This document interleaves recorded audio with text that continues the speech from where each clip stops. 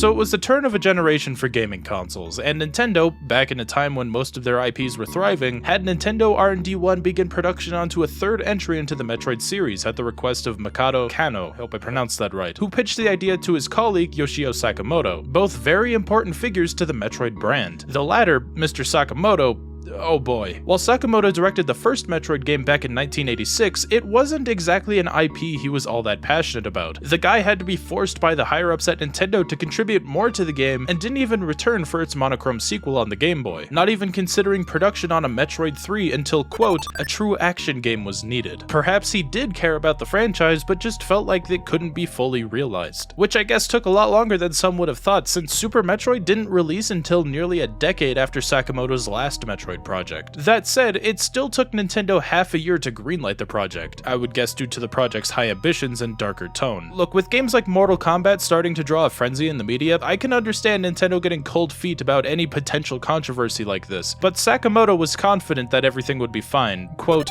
it's not violence for the sake of violence, as he put it. Metroid 3 still took 2 years to produce, a decent amount of time for game development in the 90s, but Sakamoto had a much clearer vision of what he wanted the project to become, swearing for Super Metroid to not only be a direct continuation of Metroid 2, with the plot being a direct consequence from the events of the game, but adamantly wanting to deliver a cinematic experience for the console, making sure every detail from the visuals, music, and sound design fit his very, very strict criteria to generate the tone and emotions that he was aiming for. And if you ask me, they nailed it.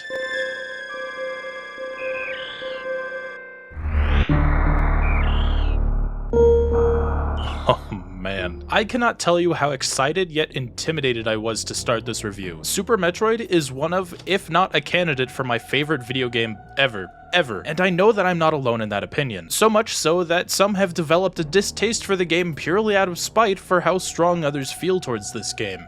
And that's one of the challenges that has been staring me down since before I started writing this script. How am I going to do this game justice both to the fans and to the uninformed bystander? Time will tell if I manage to pull this off. Now, Super Metroid is a game that gets around. I'm pretty sure I own this game on every console it was available to be digitally purchased on, but I was fortunate enough to play the game for the very first time as a small child on the original hardware. My sister still has that very same cartridge that I played it on those 2 decades ago. Man, I have some memories with this one. I made a big ol' fucky walkie with this cartridge as a kid. I didn't quite grasp the concept of save files at this age, so I opened up one of my sister's files, yanked on the controller for whatever goddamn reason. Have you ever seen one of those cartridge tilting videos? It looked like that. The cartridge was fine, it still worked, but all those save files, gone. And honestly, it's a miracle that I'm still alive. This still didn't stop me from grabbing my own cartridge of Super Metroid. I managed to find the Player's Choice edition back at Too Many Games 2018. I didn't even know the Super Nintendo had a Player's Choice sort of thing. That's a strange hieroglyph. Hell, I would have had another copy if Nintendo didn't cuck Retro Studios from including it in 2002's Metroid Prime on the GameCube. Dumbasses at Retro used a third-party emulator to get it working, which is a big no-no to the big N. But you know what should have been a big no-no to Nintendo? Super Metroid's tie-in media. The promotional manga by Matsumoto Hidetaka actually wasn't too bad. It's a cute, chibi parody of the game that it's based off of, delivering parts of this dark and atmospheric game in a fun and lighthearted tone. I mean, look at Samus here. That's fucking adorable. But when I say parody,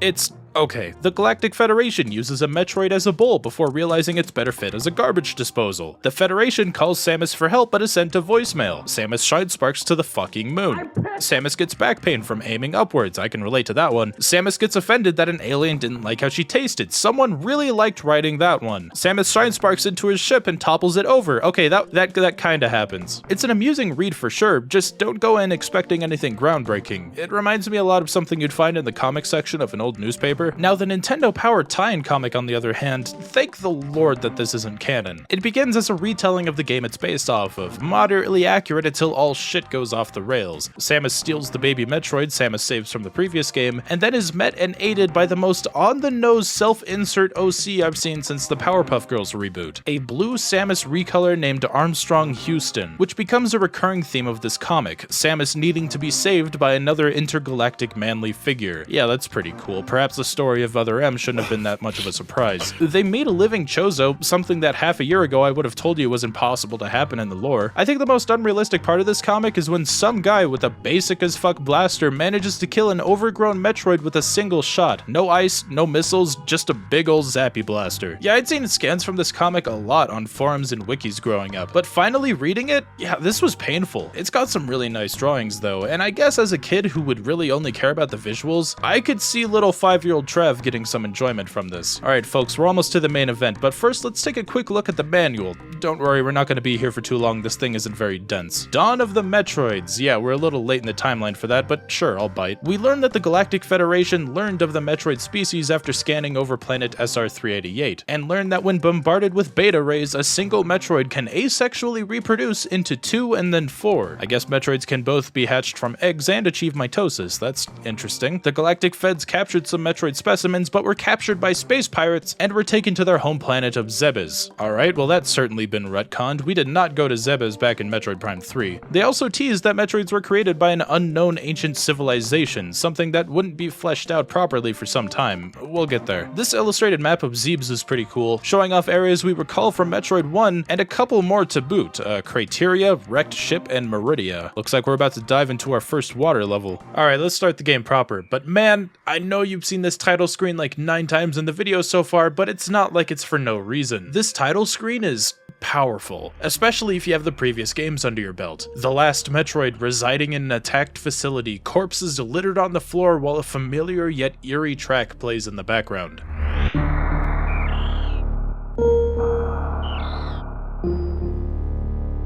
You know the original theme from the first Metroid, right?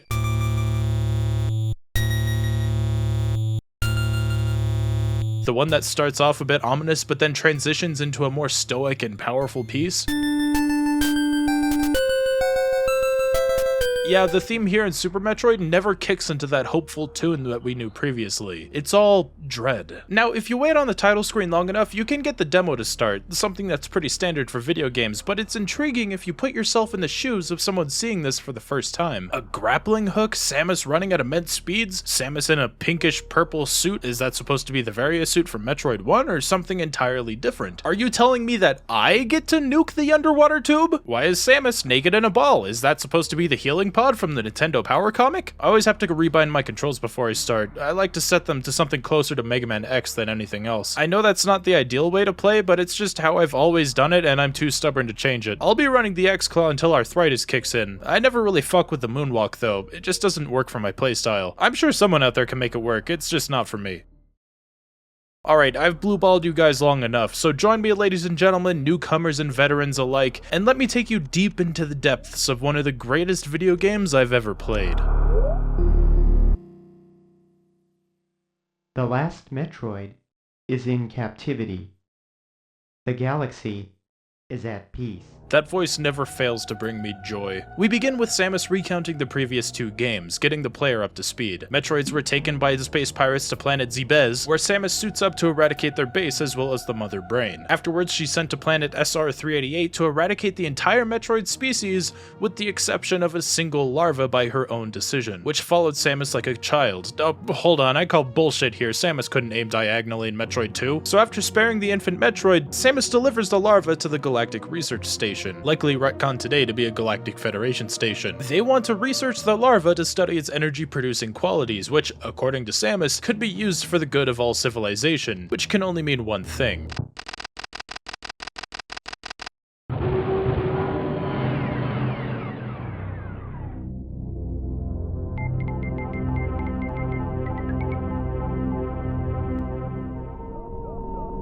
Ceres is dark and bleak. No music, only the ambience of the technology once constructed by the corpses that litter the floor. And the room with the baby Metroid from the title screen, broken and destroyed. The worst possible scenario has just become a reality. Alright, whose idea was it to introduce automatic doors to you before the traditional doors? I get it, it makes sense from a lore point of view, but first impressions? I don't know, maybe it's just to teach you that doors exist and then later you'll know to shoot them. Though with this omission of doors needing to be shot, there's really nothing here that you need to shoot. The player is left to absorb the atmosphere while digging deeper into the station. Samus catches up with the baby Metroid, placed ominously at the opposing end of the station when the unthinkable happens.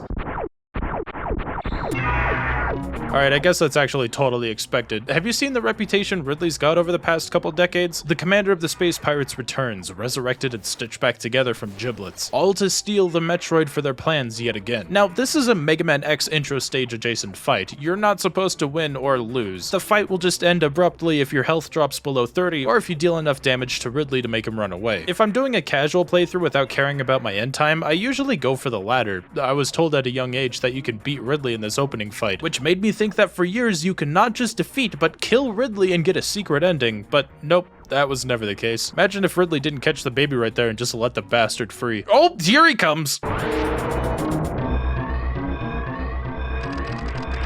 Christ, an escape sequence already? What, did Ridley flip the self-destruct switch at the top of that shaft? Jesus, imagine seeing this as a kid in the 90s. The ship falling apart to bits and leaning left and right with bursts of steam firing at you from every platform.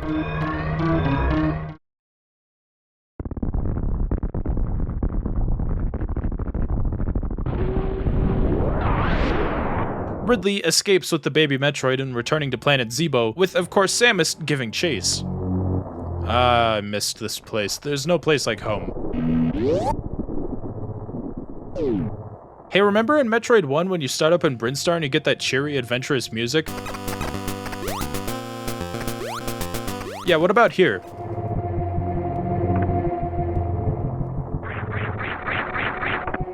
I'm going to shit myself. First order of business, we gotta trek down to classic Tourian. The chamber that once housed the Mother Brain and her Metroid army is just as barren as we left it all of those years ago. Though this elevator here connected to Mother Brain's chamber takes us to classic Brinstar. Alright, don't get me wrong, it's awesome to see this area again. I guess Tourian's explosion caused some serious seismic shifts. The path to Kraid that we would originally take now takes us to a missile expansion. Nice to have those back. Though of course the morph ball is right where it used to be.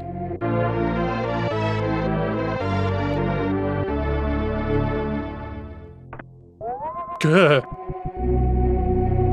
Oh my god, the faces just turned around. What the fuck?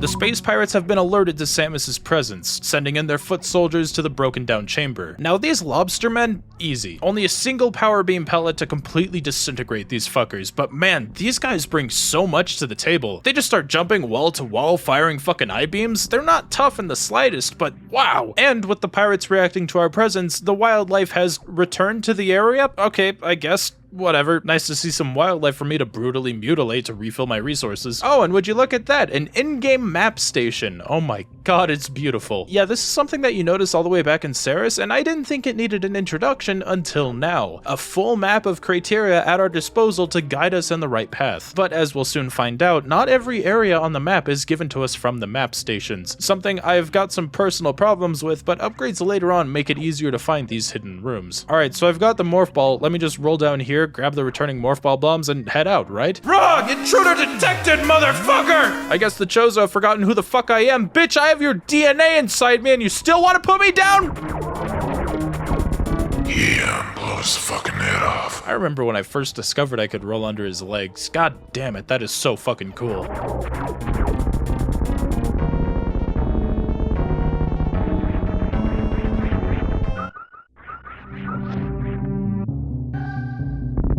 I'm not entirely sure how they thought players would be smart enough to bomb this wall off to the side here, but I mean, it worked for me when I didn't even know how to read, so I guess it worked. And man, look at that, slopes! We meet some new space pirate variants here. Yeah, these ones are immune to our power beam, but can still be shattered with a missile. That's nice. Alright, so you go down this weaving shaft here, and your eyes, naturally, are drawn to this pink door to the right here, and the path is silent, unsettling, clean and sterile, yet worn down. Intelligently created technology clearly built after Samus's last endeavor on the planet. And what lies at the end is...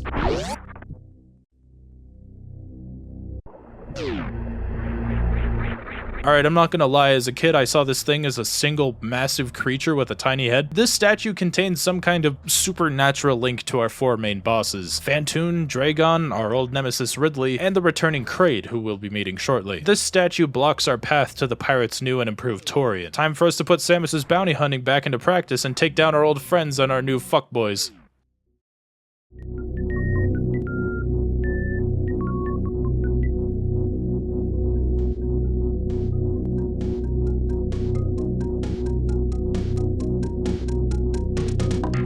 Welcome to Brinstar 2.0. Still connected to the blue caves we've come to associate with Brinstar, but as we'll see with many of the new regions on Zebes, features several diverse set pieces and sub-regions. All of the doors in this first area are locked with missile doors. I never had a problem running out of missiles before I could open these up though. However, I usually go for early super missiles here, so...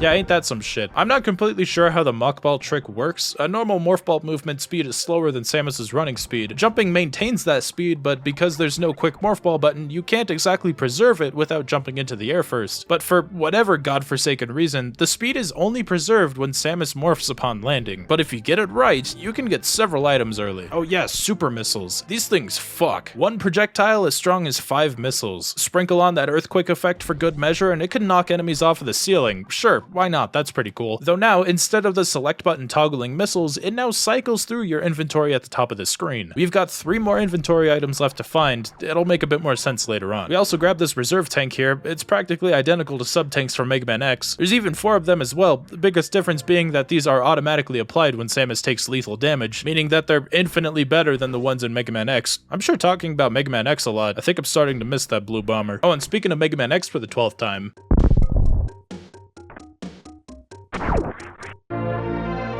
motherfucking charge beam. That's awesome. It's not just what the name implies. Yes, it allows you to charge your beam for extra damage, but see how Samus flashes when you somersault now? That is essentially a one-time use screw attack. Great for enemies with sporadic patterns or jumping into the unknown. You can also do this. That's interesting. I never used this. AM2R refined this idea by making them explode on impact with enemies. Can you imagine that in my first playthrough of Super Metroid that I somehow missed the charge beam and didn't obtain it until facing Phantoon later on? Yeah, I have no idea how I pulled that off. Time to say hello to Spore Spawn. I hope you like waiting.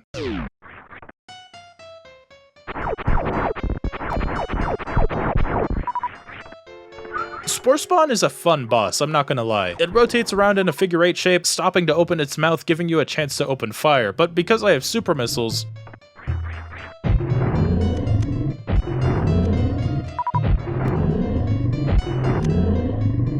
that was easy. This room afterwards is where you're supposed to get the super missiles. It's hard to miss, and clearly intended to show you how the secondary mechanics of it work. Time to say goodbye to all the flora and fauna of Brinstar thanks to this one-way gate. We're not going to be allowed back in here until we get the wave beam that can shoot through this thing. But to add insult to injury, gonna need to add Ice Beam to that list too. We're still in Brinstar, by the way. I'm gonna just follow this trend of getting items early and...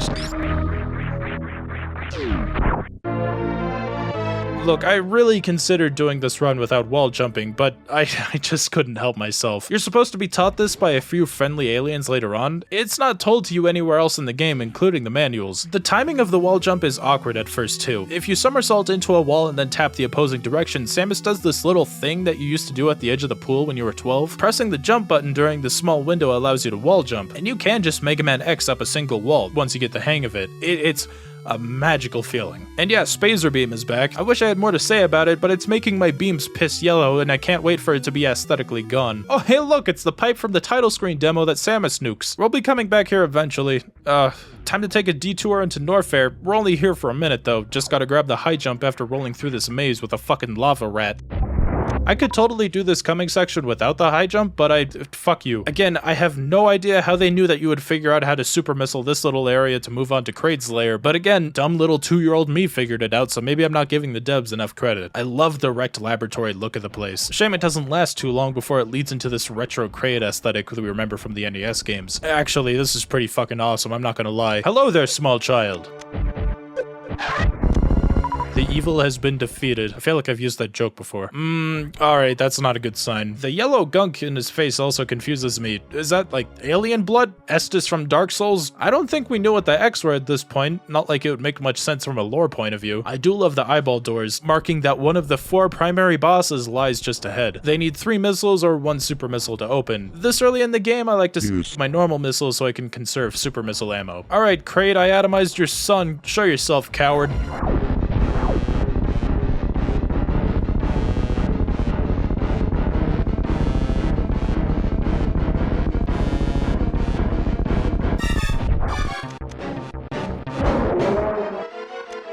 Oh, come on, that was just a single super missile. You'll be- oh lord, he's a big motherfucker. Jesus Christ, look at what's going on here. A massive 3-story thick-ass lizard stomping around, firing spikes from its stomach that double as platforms, while his gross fucking fingernails fly around the arena? This is wild for the time. Kraid, on the other hand, is a total pushover though. He's only vulnerable in the mouth, which he will open on his own, but can be coaxed into opening his mouth with a quick love tap, indicated by his eyes glowing yellow. And once finally killed, Kraid's sprite loads into the background, hence the background turning black, so that they could sink his massive sprite into the floor. It's an amazing example of sprite limitations breeding creativity. Time for another Baby Trav story time. I thought that Kraid suffered from flounder syndrome and had both of his eyes on the same side of his head, rather than him having 3 eyes. The human brain is wild, man. We're rewarded with a returning Varia suit for our troubles, now orange rather than pink, confirming that that purple suit we saw in the demo is something entirely different, and that's something to look forward to. I love the way the room is engulfed in this orange energy to cover up the sprite and color palette swap. Good stuff. Oh look, this room is now unlocked. Boy, I sure hope nothing jumps on me and leeches my health away. Cool, thanks. Alright, now that I got the Varia suit, I suppose it's time to... fuck it, I'ma just...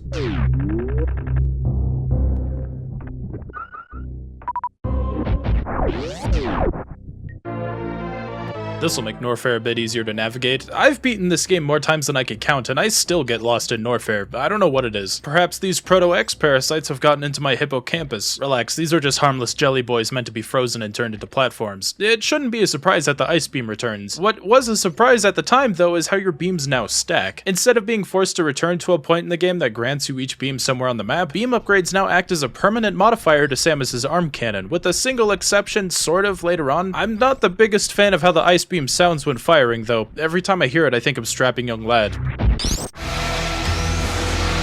Is that a relevant reference? Did that monster just... Oh, what's this? Another chance to sequence break? Well, don't mind if I... Ow.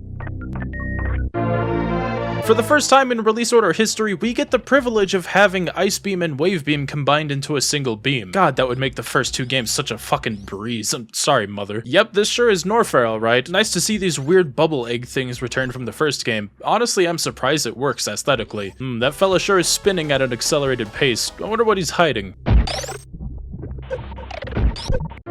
Cheapskate. Now who wants some speed? Wait.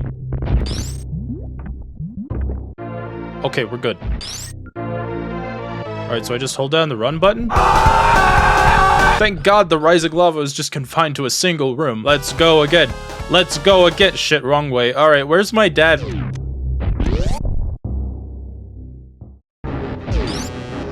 Yes, there he is! Infinite sex machine Crocomire! This fucker had tiny babies that would run around and was a planned enemy in the game that had to get cancelled. Even Nintendo had to censor the fact that Crocomire fucks. Obvious prescription is super missiles. Once you're out, just launch some charge shots at the peak of your jump. The larger hitbox of the Spazer assures that you'll hit him without your shots getting cock-blocked by his throat balls. Not my best Crocomire ever.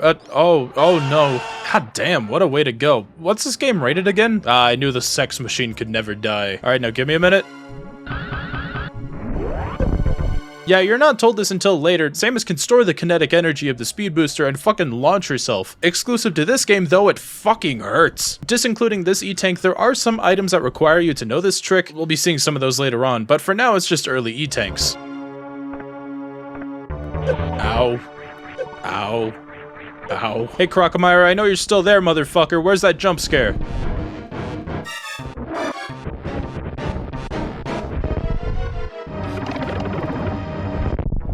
Well, that was dramatic. Anyone else think it's weird that an organism that evolved to survive the depths of Norfair dies from falling into fucking lava? Oh, but Trav guy, it's corrosive acid, not lava. Well, yeah, well, why the fuck is he set up shop here then? Anyways, this is how we get the grapple beam. Also power bombs, because I couldn't help myself. Literally a fucking nuke taking up your 3rd inventory slot. Sadly, I'd never really used them outside of when they're required to progress. Though they do a great job at showing destructible blocks and knocking out bomb blocks from a distance, speeding things up a bit. Though the ability to just see shit will be irrelevant soon. But yeah, grapple beam, our 4th inventory item. This is very dated. It doesn't control the best. Swinging around like Spider-Man is pretty fucking fucking cool, don't get me wrong, but as soon as you let go, man, I've never gotten the hang of it. If you ever need to swing through a row of these grapple blocks, I find it better to just hold R to aim diagonally up and just rhythmically tap the fire button. I doubt that was the intended method. Alright, what's next? We've got the grapple beam, so we can go explore that region to the right of our landing site in Criteria. We've also got the ice beam and wave beam, so we can get out of Lower Brinstar. Too bad we're not going back the way we came. We've got some shit to clean up, which will be a lot easier with, you know, the X-ray scope. Its one and only appearance in a 2D Metroid game, probably because they found it would be a bit redundant with power bombs, unless you count the scan pulls from the newer 2.5D titles. It's nice, I like it, the noise is a bit annoying, but it lets you see through fake intangible blocks and see what blocks require what tools to break them. Power bombs can't do all of that. I skipped this item in a casual playthrough, but if I'm going for 100%, I tend to go for it, not just because it counts as an item, it's because I can't always remember everything. Returning to Criteria feels momentous. The feeling of replenishing our resources back at our ship, as well as the tone and music to a more uplifting and hopeful feeling.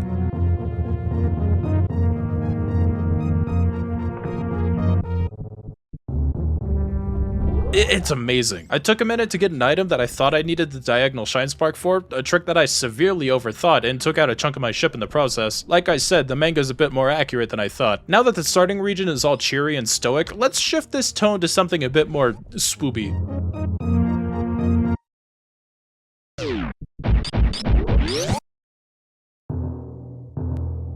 Yo, are those fucking trilobites? Dude, trilobites are fucking sick. That's not a trilobite. Yo, is this a Chozo ship? I'm pretty sure that future games retcon this into being a space pirate ship, but these are clearly Chozo power doors. Well, without the power part. I mean, how could this even be a pirate ship? There's not a single space pirate in this area, even when we get the power back. Speaking of...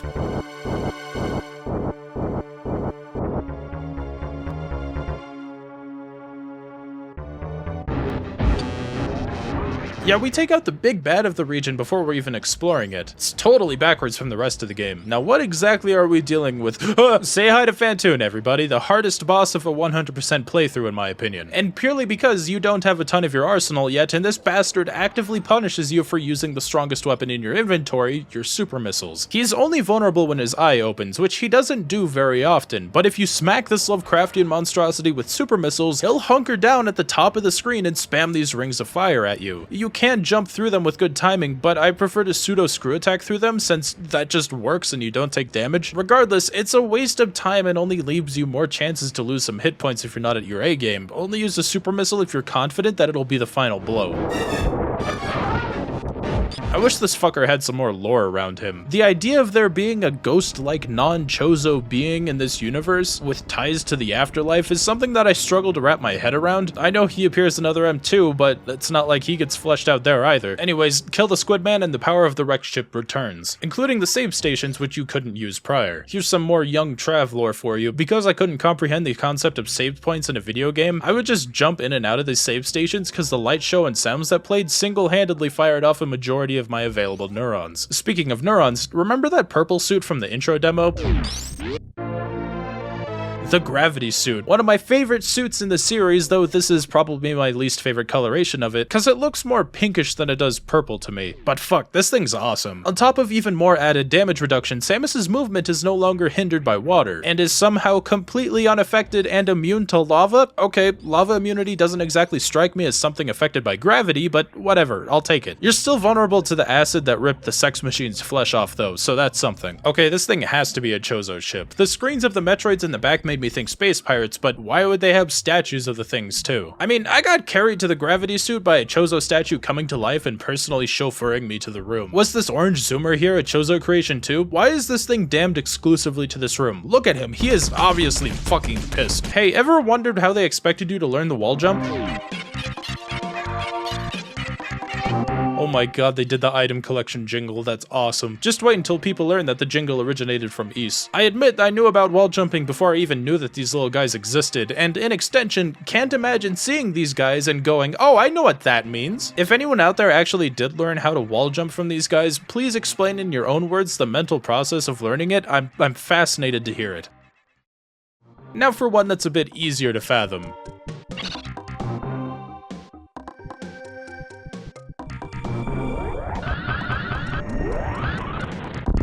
Yeah, that's a lot more straightforward. Shame he doesn't teach you about the horizontal or diagonal shine spark. You're left to your own tools to figure that out. Alright, let's see. Remember that tube from the intro demo where Samus nukes the pipe in Brinstar?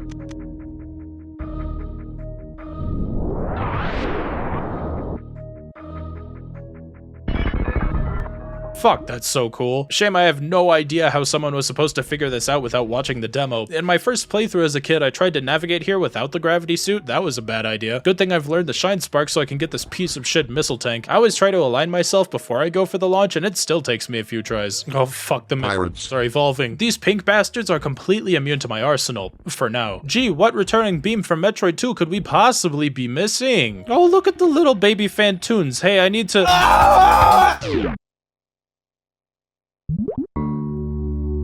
Ah, finally, Central Maridia. Alright, whose idea was it to make this environment entirely pink while requiring Samus to wear a synonymously colored suit? That's one of my biggest flaws with this area, which says a lot because this is my least favorite area in the game, and where my casual runs go to die. I've memorized more of Maridia than I have Norfair, and I still dread returning to Maridia. I'm pretty sure this is a pirate outpost of some kind, a failed cloning facility for baby Metroids, perhaps an early attempt at a new Tourian? I don't know. Look at these crimes against nature. Dumbass Metroid clones don't even know how to latch on and only have a single brain. Dumbasses. I was fascinated with these mock-troids as a kid. I always wondered what would happen if they lived up to their potential, and then I realized growing up that just means a perfect Metroid clone. I hope none of you have a fear of snakes.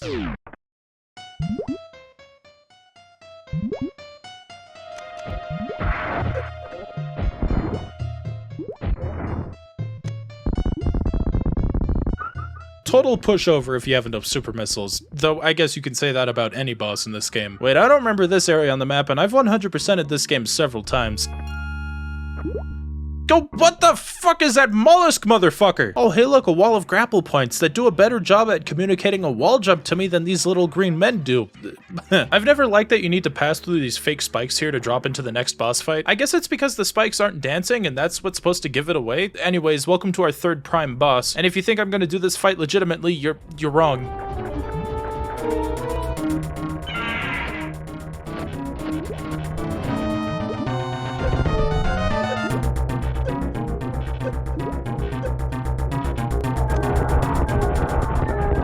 Draygon is programmed to take damage if Samus attaches to a grapple point while being held. If for whatever reason there were a normal grapple point in this arena, he'd die all the same. So believe it or not, it's neither the voltage nor current that kills here. Shame I have no idea how to activate that blue suit glitch. That thing always looked really cool. Yes, babies, come bury your mama. It's what you get for spelling out your crush's name in the air. Is that too obscure of a reference? Anyways, we get the space jump here, returning from Metroid 2 with much more forgiving controls. The timing is still picky as fuck, but I absolutely love the sound it makes when you somersault now.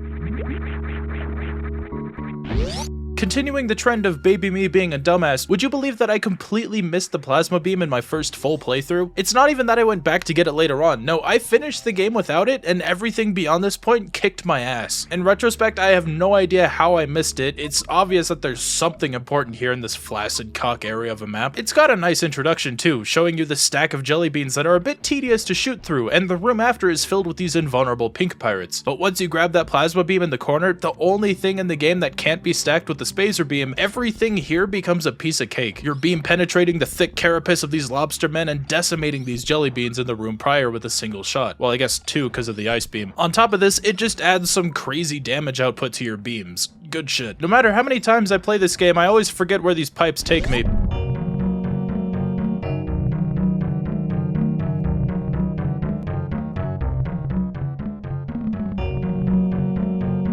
Oh, okay. Hello, my beautiful son. Can you chauffeur me to the spring ball? This dude literally doesn't do anything but mind his own business, burrowing like he's that boss from Kirby's Adventure. I will happily spare you and your snail friends. I was told that this guy can shoot you if you roll between his wheelie legs, but that's just not the case. It does have code for a projectile attack, but it was just never fully implemented.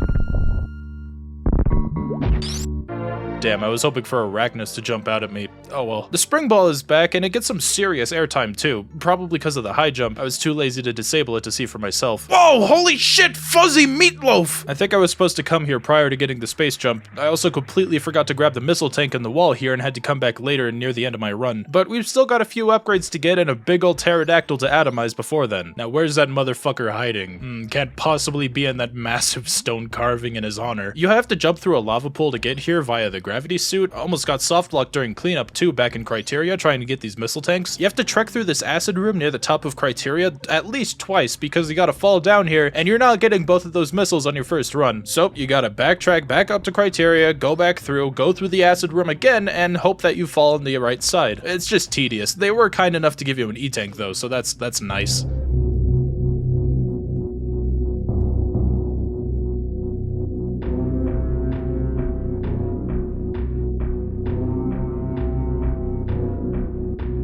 Lower Norfair. This music is iconic. Honestly, I wouldn't be surprised if there were people out there that didn't know that this track originated from this game. Now grab my ball, Birdman.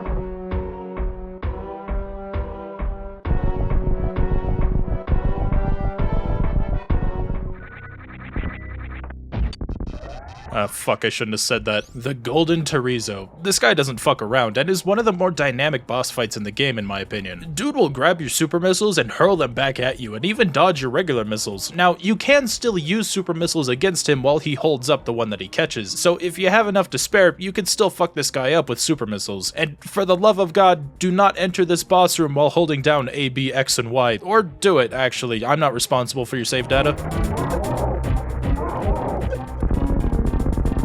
Say hi to Papa for me, you poultry fuck. We're rewarded with the screw attack, our final major upgrade, and it's as busted as ever, complemented with a lovely green coloring and a beautiful sound effect. Shame we can't really use it against these silver gold ninja pirates. These dudes are cool. I never remember how to bait them into the dive kick move, the only move that leaves them vulnerable. Shame they never really show up again beyond this point. Well, okay, they do, but it's really easy to miss. Alright, Ridley, where's my goddamn baby?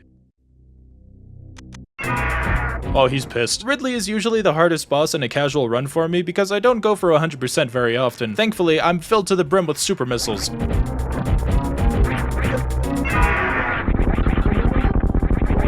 Well, that was anticlimactic. There's a chance that when Ridley is close to death that he'll grab you and explode. It's a really rewarding way to finish the fight. Yeah, come back from that one, asshole, I dare you. Alright, my son, I am here for you. Oh, shit. This room that takes you back to Norfair gave me a lot of problems as a kid. I would always grab the E-tank under the Ridley sculpture and then have no idea what to do. I thought I would have to backtrack through the acid room that filled up before, but no, you have to walk through this wall here that doesn't even show up as intangible in your X-ray visor. Oh, that bothers me way more than it should. Alright, let's see. We're about to wrap this game up. What items am I missing? I gotta take this power bomb side entrance back into classic Brinstar to get some upgrades that I missed. Neat that all of these items were just here the whole time. At least that E-tank is here in that classic spot. I could have gotten this earlier, but I just didn't. I also forgot to get the missile tank under Mother Brain's former chamber, so that's what was keeping you powered, you jar-based fucker. I always forget this missile tank near Kraid's lair because I have to come back here with power bombs. It just always feels so out of the way that I always forget. Alright, that's just about everything. Now where the fuck is that golden statue that defies God?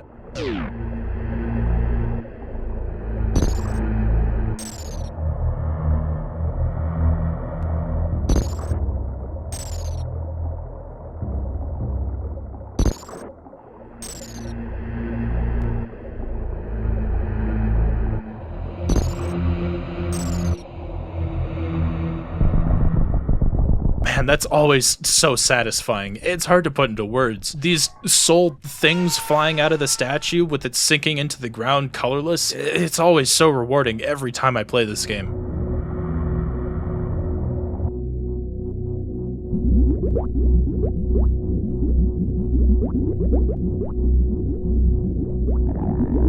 God, I fucking love Tourian 2.0. The music here is so haunting, even with the stomach gurgles in the background. That's kind of weird.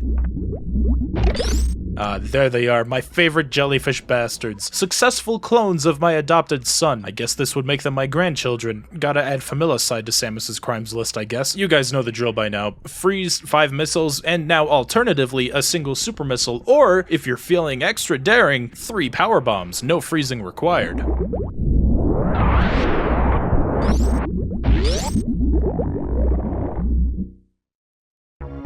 Alright, this isn't the clean and sterile Tourian I know and love. Oh god, there's always a bigger fish. Alright, come on out, my son. There's no need to— Ah! No, Biffalo, it's me! Look into your heart! You know it to be true! God damn! damn, what have they been feeding you? I mean, clearly it's enough to make you big and strong. You gotta drink your calcium. Boy, am I glad that Metroids are capable of remembering family members. Maybe these fuckers are smarter than we give them credit for. I mean, what am I saying? Those brains are massive. Speaking of.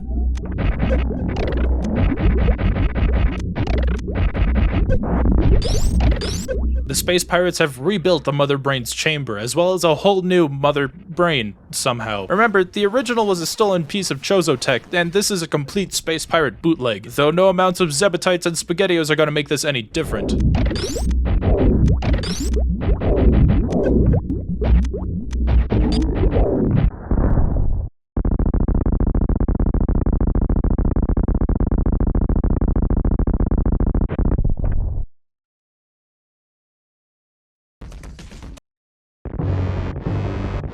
I was mistaken. I guess the pirates foresaw Samus's return, equipping the brain with a massive bipedal exoskeleton capable of sonic blasts, grenades, wrist rockets, and the mother of all alien warfare technology.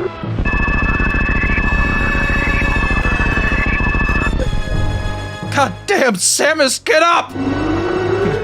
My legs are brokey. Oh, cool, he's back, thank you. Just in the 11th hour, the game's namesake, the Super Metroid, arrives to tip the scales, in literally the coolest example of a Deus Ex Machina in a video game that I can think of, sucking the life out of the Mother Brain and returning its juices to Samus directly. Wait, they can do that? What the fuck? Oh god, the Godzilla music is still going. She's still alive. Yep, I knew it. Oh, no! Biffalo!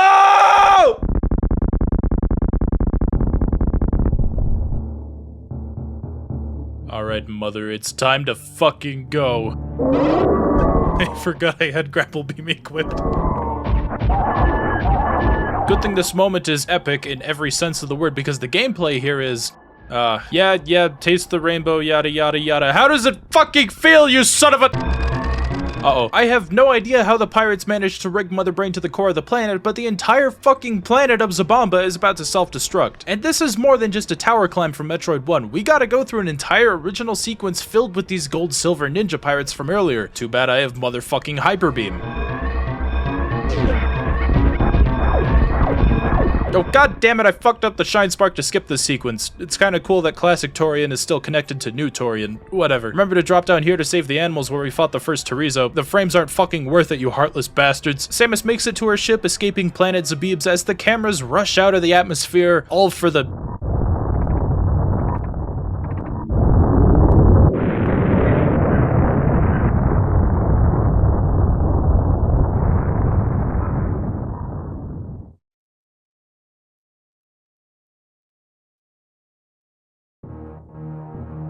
Holy shit, that's intense. Oh look, there's the animals. Hope you like your good ending, because that single pixel is all that you get.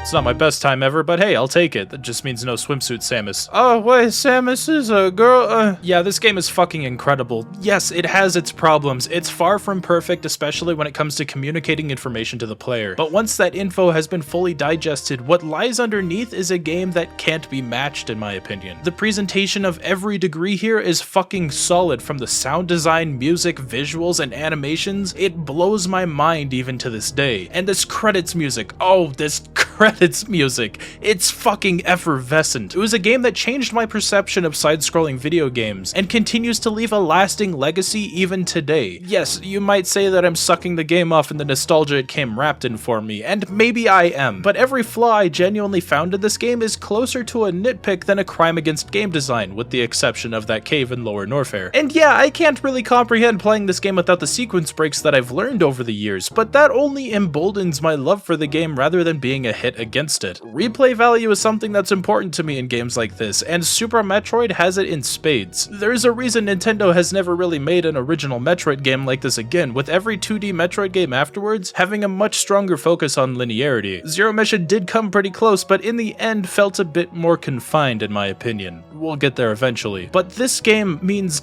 so much to me, and I can only hope that this video did it justice.